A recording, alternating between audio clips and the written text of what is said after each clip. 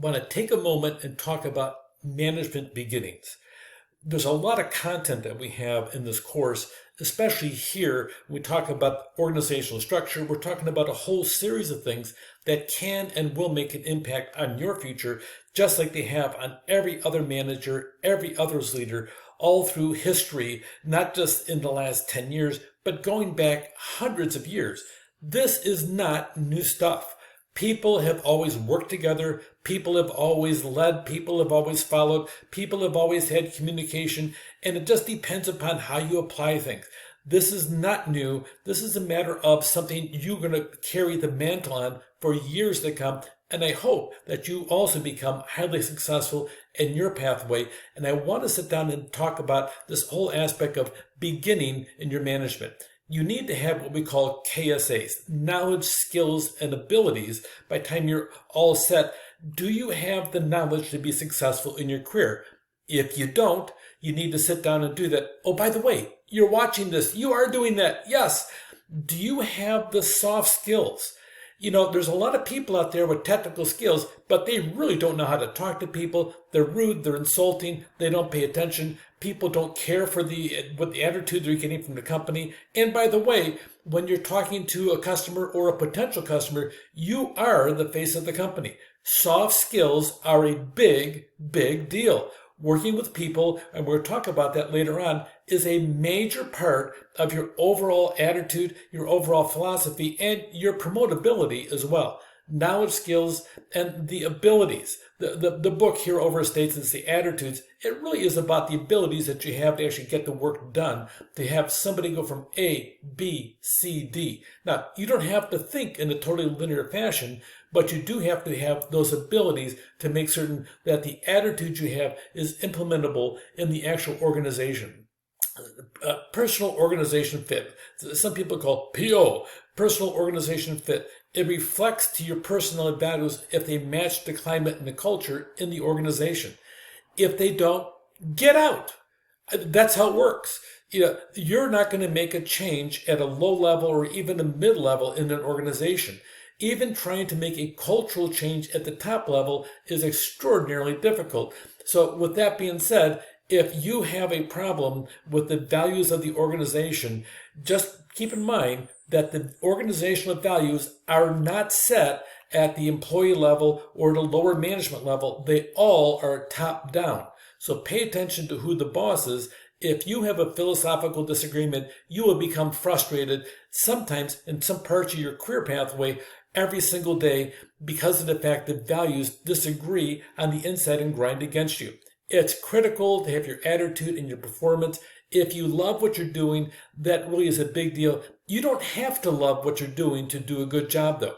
Whatever you do, quite frankly, you should be doing to the best of your ability. If you can't do that, then you got a problem either with the organization or your own personal attitude.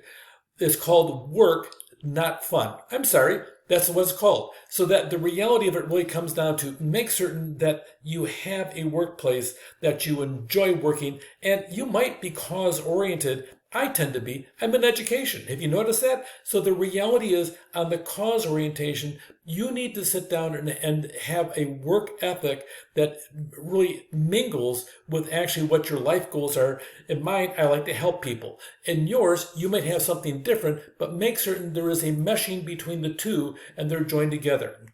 You can change the culture. You can do that, but normally it comes from the top. You have to know who you are, especially on an interview. What are your values? What are your strengths?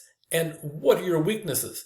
We have a whole school that developed really in the 1990s that has really permeated society about the aspect of positive psychology. I don't have any weaknesses. Everything I have is a strength. I'm sorry, that simply isn't true. I don't know about you. I've got several flaws, and if you want, I can give you a list of them, but I work on them, except for the fact that sometimes you might notice I talk too fast. If you notice that, that's the nature of me. But the reality is I can talk and give you an awful lot of information very quickly, and most people, according to the data, can absorb it. Learn sometimes about yourself. Look on your values, strengths, and weaknesses, and those of the organization. If they match, If you have a strength and the organization has a weakness, you might have a bigger cause on the inside and you may be highly successful because you're helping being aware of what's going on. Be aware on the first job that you get, especially in management, of the power of first impressions. You know what? The human factor gets in the way sometimes. Here's a reality. Typically, somebody walks into the room and you are making a decision if you like them in the first 3 to 7 seconds when they walk in. That's wrong. It's a bad thing to do. I do it too, though, except for the fact that I know it's wrong. So I got to make certain I stop prejudging people. There's a certain aspect of it. Whenever I hear a certain name of somebody that has a bad memory with me, that person really, I have a hard time not giving them criticism on the inside. I just kind of grind myself. Okay, so I have this one thing, and I can't stand the name. That's not that person. Just because they have the same first name, it's got nothing to do with this person. That is a unique individual. I need to sit down and take those thoughts of my preconceived ideas, put them aside, and open myself up to pay attention to just that one. You know what? Even though it's wrong, I'm still human. And by the way, you are too. Make certain you do all you can when you walk in. Have that positive first impression to the people that you're going to be working with. And then how people behave, arriving early, stay late. Really, from my perspective, those people, the ones that arrive early and stay late, I pay attention to them. Now, sometimes they do it because they don't want to leave because of the life outside of work. But sometimes they stay there so much because of the fact they really like what they're doing and they're passionate about it. Network with people. On your breaks, go wander down a hallway of a place that's not your division and say, hey, I'm new here. Can you tell me what you do? Everybody likes to talk about themselves. They all like to talk about their job. And the fact you're paying attention is called good politics. You're developing relationships, and that's what politics is about. No, politics is not always in Washington, D.C. or any state capital. It really is a matter of relationship between people. Seek advice instead of feedback. I want advice, not feedback to criticize yourself, because no matter what happens, criticism is always reviewed as it hurtful. Ask for advice. Over-deliver.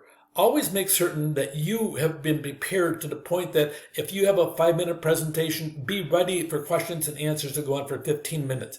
Make certain that you have those type of things. Know your stuff inside and out. When you talk about something, you should be the intelligent opinion about that, not just shooting from the hip because you have an opinion about something. Be the intelligent opinion each and every time. Ask questions, ask them.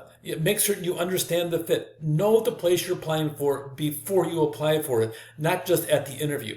The questions to ask yourself, have that. Questions to ask your new boss. Have that whole adaptability aspect, making certain that you are going to fit. Focus on being optimistic. Nobody likes negative people. I'm sorry. Even if you are a negative person, swallow a positivity pill that morning. Well, there's no pills like that. Just change your attitude for that moment when you interview for the job or your first day in the job. Yes, you may not be telling the truth about yourself, but maybe if you keep on saying you're positive, it'll wear off and you'll be stuck in the positive mode. That's a good place to be.